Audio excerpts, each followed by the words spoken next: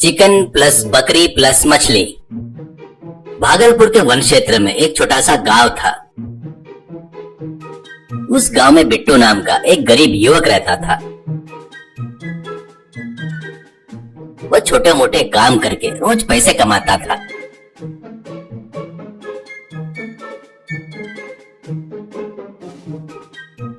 उन पैसों से वह कुछ खरीद कर खा लेता था और अपनी भूख मिटाता था।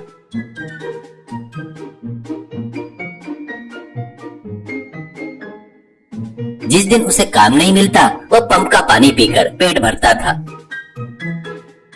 और मंदिर के पास जाकर सो जाता था। एक दिन जब वो जंगल से जा रहा था तो उसे एक बांसुरी मिली। उसने उसे उठाया और देखा और सोचा, यह किसकी होगी जो यहाँ छूट गई है। अगर मैं इसे यहीं पर रख दूं तो उसे ढूंढते हुए आएगा और ले जाएंगे। ऐसा कहकर वो जैसे ही रखने वाला था तब बांसुरी ने कहा, मैं एक जादुई बांसुरी हूँ। अगर मुझे कोई ऐसा व्यक्ति बजाए जिसे संगीत का ज्ञान न हो तो भी मैं मधुर आवाज कर सकती हूँ। उस संगीत से जानवर और पक्षी भी तुम्हारे दोस्त बन जाएंगे। अगर तुम चाहते हो तो उस पेड़ पर देखो, वहाँ एक पक्षी है। एक बार उस बांसुरी को बजाओ, तब तुम्हें मेरी शक्ति का पता चलेगा। यह सुनकर उसने बांसुरी लिया और एक बार बजाया। उससे बहुत मधुर संगीत निकला। उसे सुनकर वो पक्षी आनंदित हो गया और कुछ फल तोड़कर लाया और उसे देखकर फिर उड़ गया। यह देखकर वो बहुत आश्चर्यचकित हुआ। उसने सोचा, एक बगल के गांव में आशुतोष नाम के एक व्यक्ति है। उसके पास बहुत सारी गाय, बकरी, मुर्गियां है, मछलियां भी है। मुझे देखना चाहिए कि मुझे वहाँ कोई काम मिलता है क्या। ऐसा सोचकर उसके पास गया।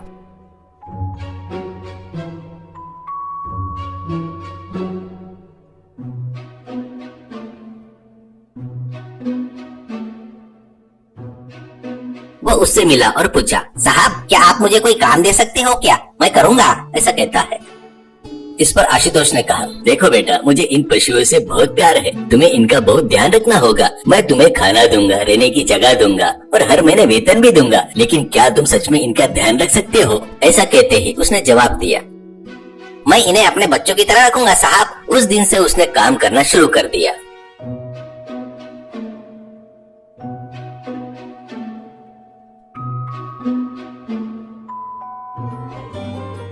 पहले ही दिन उसने तालाब में मछलियों को चारा डालते हुए अपनी बांसुरी बजाई।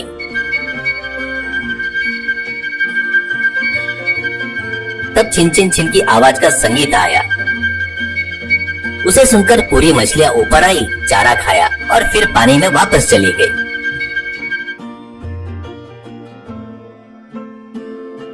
इस तरह वह पशुओं और बकरी को चराने ले जाता था और यही काम करता था। वे जब चाहते थे, जहाँ चाहते थे, चरते थे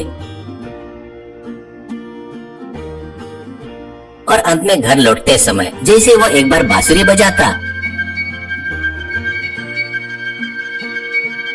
छिन छिन की आवाज सुनकर वे कहीं भी हो तुरंत बिट्टू के पास दौड़कर आ जाते थे।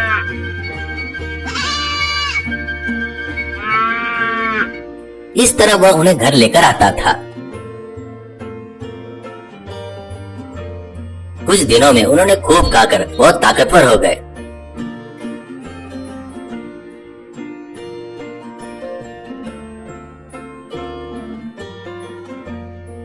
गाय भी खूब दूध देती थी।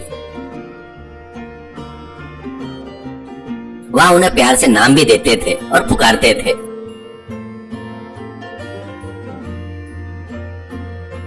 जैसे मुर्गे को, ए धर्मेंद्र इधर आओ, तुम्हारी पत्नी हेमा मालिनी कहाँ है? ऐसा कहते ही वो मुर्गा दौड़कर मुर्गी को साथ में लेकर तुरंत बिट्टू के पास दौड़ता हुआ आ जाता था।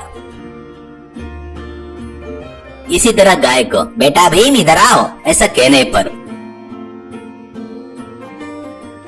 वो अम्मा की आवाज करते हुए दौड़कर उसके पास आता था। उसी तरह बकरी और भेड़ों को नाम देता था और पुकारता था, मंदाकिनी इधर आओ। कहने पर बकरी दौड़ते हुए आती थी बेटा अमिताभ, पुकारने पर भेड़ कूदते हुए उसके पास आ जाता था।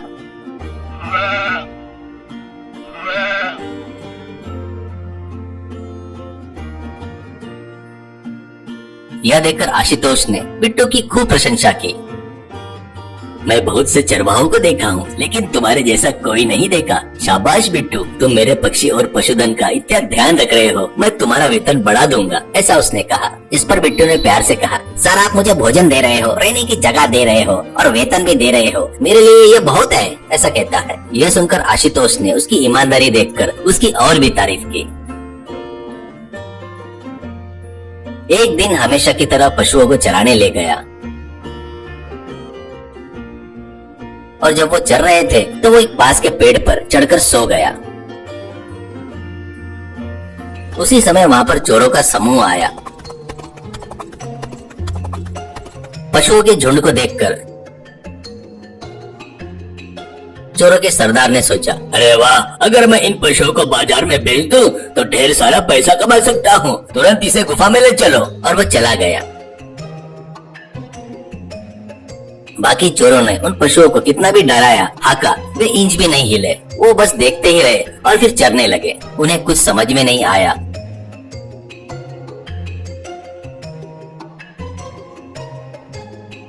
और गुफा में जाकर अपने सरदार को बताया। कहते ही सरदार ने कहा, क्या तुम सच कह रहे हो? तो किसी जादूगर का मंत्र के वश में होंगे वो। जाओ और उसे यहाँ पर लेकर आओ, वो अपने आप यहाँ पर आ जाएंगे, ऐसा कहा।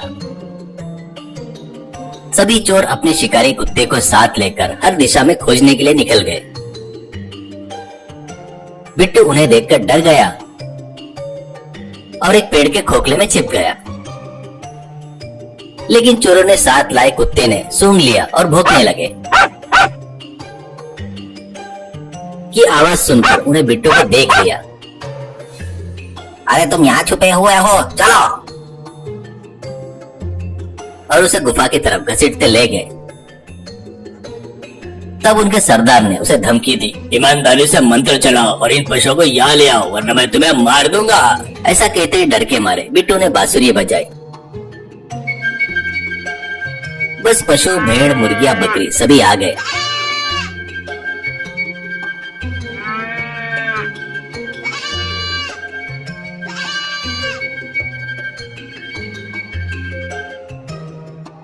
तब सरदार ने कहा, हमें इससे अब कोई काम नहीं है, इसे खींच कर ले जाओ और जंगल में किसी पेड़ से बांध दो, ये तो किसी बाघ का भोजन बन जाएगा, ऐसा उसने कहा। उन चोरों ने उसे घसीट कर ले गए और एक पेड़ से बांध दिया और वापस आ गए।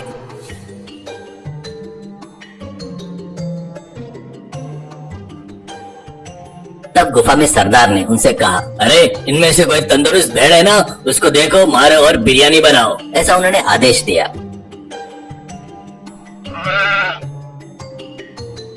उन्होंने उनमें से एक को देखा, मारा और बिरयानी बना दी। जैसे ही वे खाने की तैयारी कर रहे थे, ठीक तभी एक अजीब घटना हुई। बिट्टू को न जाने कहां से ताकत मिली, उसने अपनी रस्सी तोड़ दी, पेड़ पर चढ़ा और बांसुरी बजाना शुरू कर दिया।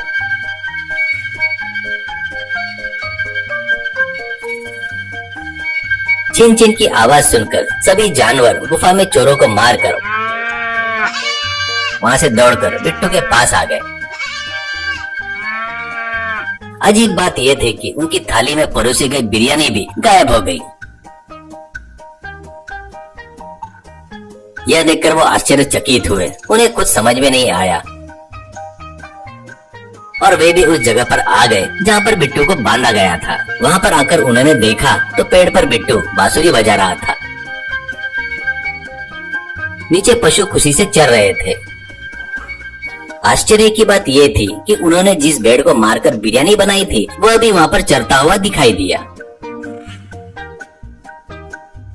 यह देखकर उनके सरदार ने कहा, अरे जादूगर, मैंने तुम्हारे जैसा महान जादूगर कहीं नहीं देखा। अब हम कभी भी तुम्हारे जानवर के पास नहीं आएंगे। हमको सबक मिल गया है, हमें माफ कर दो, ऐसा उसने विनती की। बिट्टू ने यह देखा, साहस के साथ पेड़ के नीचे उतरा और कहा, मैंने तुम्हें माफ कर दिया, अब तुम जा सकते हो। और सभी चोर चले गए। फिर बिट्टू भी पशुओं को लेकर घर लौट आया।